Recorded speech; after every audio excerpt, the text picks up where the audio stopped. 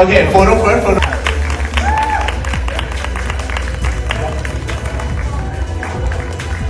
Congratulations to the top 10.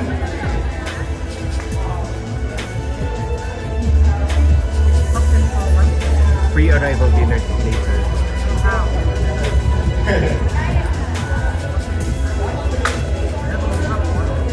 Oh my God, this is for Latina.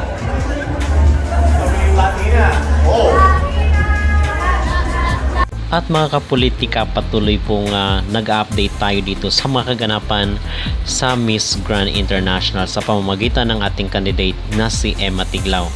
And ang inyo pong video na napanood is yung top 10, nasala na po yung top 10 dito sa pre-arrival voting nila, na kung saan is top 1 nga itong si Emma dito sa kanilang pabotohan sa dinner date nila ni Nawat ngayong October 2. So sabi dito sa post, "We made it, Pilipinas. Our Miss Grand Philippines 2025, Emma Mary Tiglao, has officially secured a spot in the top 10 pre-arrival.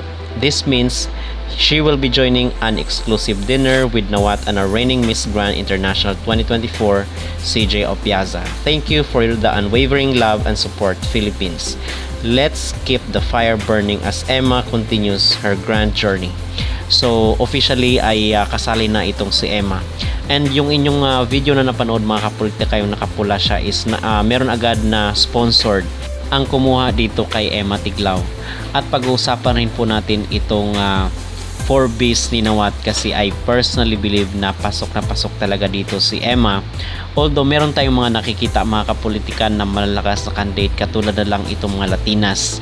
So na-mention natin itong si Venezuela, itong si Guatemala, at malakas rin itong pambato ng France. So hindi lang natin alam kung maganda na ba yung pakikutungo ngayon ni ni Nawat dito kay France, kasi nga merong meron silang conflict doon sa candidate ng France last year, which is marami siyang sinabi patungkol dito sa Miss Grand. So hindi natin alam kung nakalimutan na ito ni Nawat. But one thing is for sure, ngayon si Emma Tiglao ay pasok.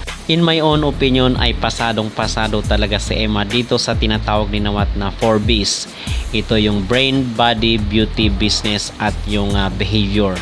So kitang-kita naman dito na itinabi itong si Emma sa mga Latinas, at hindi siya talaga natabunan dito sa kanilang sa kanilang top 10 pre-arrival spot, na kung saan is makakasama nila itong si CJ at itong si Mr. Nawat. So kinakailangan lang i-maintain yung yung fire ni Emma dito sa Miss Grand International, dahil we believe na inoobserbahan rin sila personally ni Nawat dito sa sa kanilang mga activities, daily activities sa Miss Grand International 2025. Okay? So yun mga kapolitika, at ano po ang inyong maging opinion? Sa tingin nyo ba ay pasok itong si Emma dito sa tinatawag na 4Bs? Comment sa ibaba, at huwag kalimutang mag-like at mag-subscribe kayo dito sa ating YouTube channel para updated kayo sa ating mga latest issue.